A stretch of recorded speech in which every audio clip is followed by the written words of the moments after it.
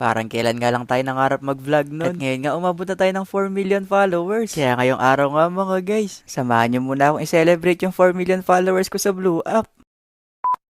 Pagising ko pala kanina, yung una ko din talagang tinignan yung cellphone ko. Malapit na din kasi tayo mag 4 million followers. Kaya kanina pa ako nag-aabang. Isa na nga lang din yung kulang. Kaya ni-scroll ko na nga muna to para mag-loading. Sobrang tagal niya nga mag-load mga guys. At ayun na nga, 4 million followers na tayo dito sa Blue App.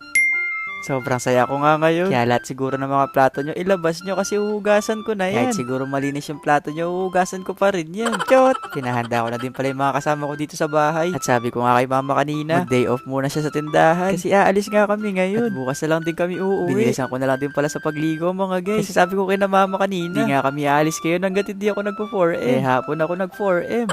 Kaya ngayon lang din kami aalis mga guys. Kaya bago namin iwan tong bahay, sinigurado ko munang patay na yung mga ilaw. At nalock na din yung mga pinto. Kasi pag uwi namin, wala na yung bahay namin. Chot! Shoutout ko na nga muna yung mga bata dito sa amin. Kasi silang tatlo nakapula.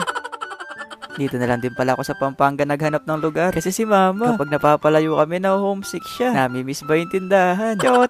Dito pala kami sa private cabin magse-celebrate. Tinawagan ko din pala si Ate Joanne. Kasi magpapadecide din ako sa kanya. Buti na nga lang din talaga mga guys. Meron tayong napaka-supportive na follower. Kasi sa totoo lang, sobrang tagal ko na naghahanap na ng malaking letra. Gusto ko kasi sa 4M, yung bang may letter na umiilaw. Gusto sana namin gawin ni ate. Kaso baka matapos na yung araw, di pa kami natatapos. Chot! Nang mababa na nga yung mga gamit na kakailanganin, nagumpisa na din kami tumulong. Nakilobo na din ako dyan. Para ba may ambag ako dito sa pamilya. Chot! Mga anak pala yan ni Ate Joanne. Nakasama daw niya kapag nagdi-design din. Buti na nga lang din talaga sinama niya. Kasi kung ako lahat maglolobo dito, baka lalong lumaki yung mga pisngi ko. Chot! Pero sumama daw talaga sila. Kasi gusto daw nila makita si Chow. Meron din pala kaming machine dito na pang lobo. Nga lang itong machine na to, para to sa pang malaki. At eto na nga yung letter na matagal ko nang hinahanap. Matagal ko na din kasi naghanap ng gantong letter. Di pa yata ako nagpa-vlog, naghanap na ako ng ganito. Chot! Sa mga oras nga na yan mga guys, sobrang excited na ako kung ano magiging kalalabasan. Habang pinagmamasal ko nga yung number 4 at saka yung letter M, mabalik din talaga sa isipan ko yung mga nag-umpisa pa lang ako mag-vlog. Dati kasi nagpa-vlog ako mga guys. Tanggalin mo yung letter M na yan, halos nasa 4 lang yung nanonood. At halos nasa 4 lang yung followers ko. At yung 4 nga na yun, pamilya ko pa. Chot! Nag-umpisa lang din ako sa 0, naging 1, 2, 3, at eto 4 na milyon na tayo. At yung 4 na milyon nga na yan mga guys, sobrang dami din talaga na pagdaanan ni Chow. Kaya yung pag-vlog nga, ito din talaga yung nagbigay daan sa akin para makilala nyo ako. Habang nag-ayos nga sila ng lobo mga guys, napansin ko nga tong fight na malaking lobo. Ito pala yung ginagamit nilang panali. Ang galing kasi nila, kasi ilang minuto lang din nakagawa sila ng sobrang tangkad na lobo. Na kung kami nga dalawa natin gagawa niyan, baka dumaan na yung Pasko, di pa natatapos.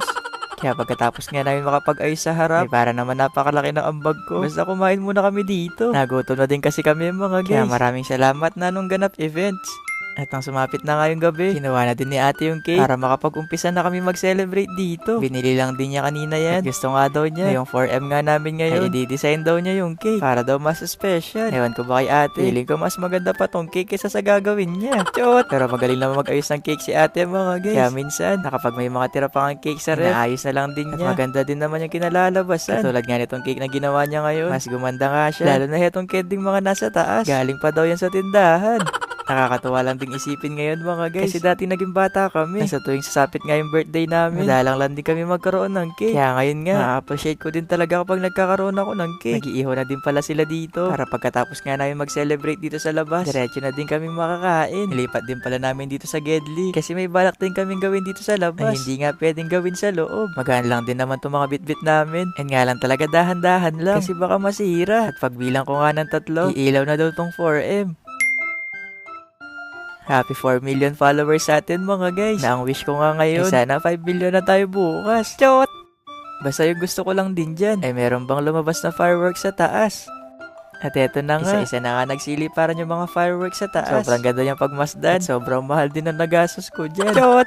Pero sobrang worth it naman mga guys. Kasi sobrang saya ko ngayong gabi. Nakang hindi nga dahil sa inyo, hindi rin siguro tayo aabot ng 4 million followers. At sila din talaga yung naging dahilan sa bawat vlog na ina-upload ko. Ay laging tumutulong kay Chot.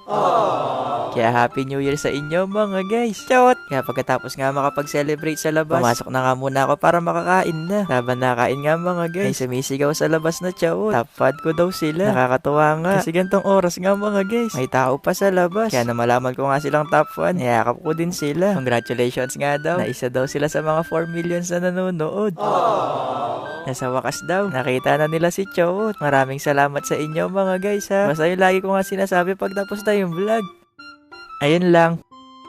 Bye-bye!